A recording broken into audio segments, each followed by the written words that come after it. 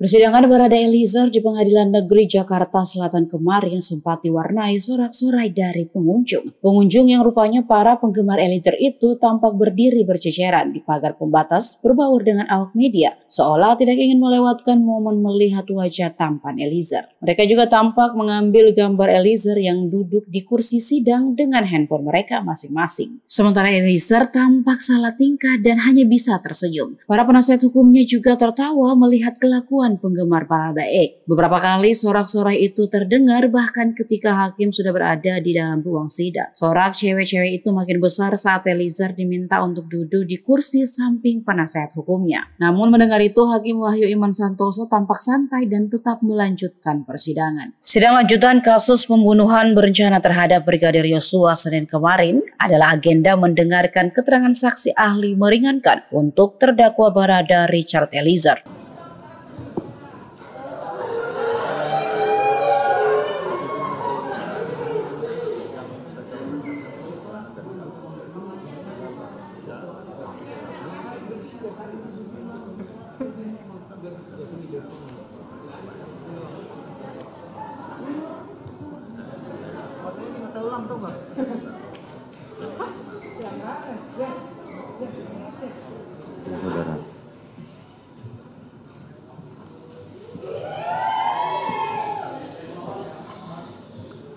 Saudara Jaksa Penuntut Umum dan Saudara Penasihat Hukum,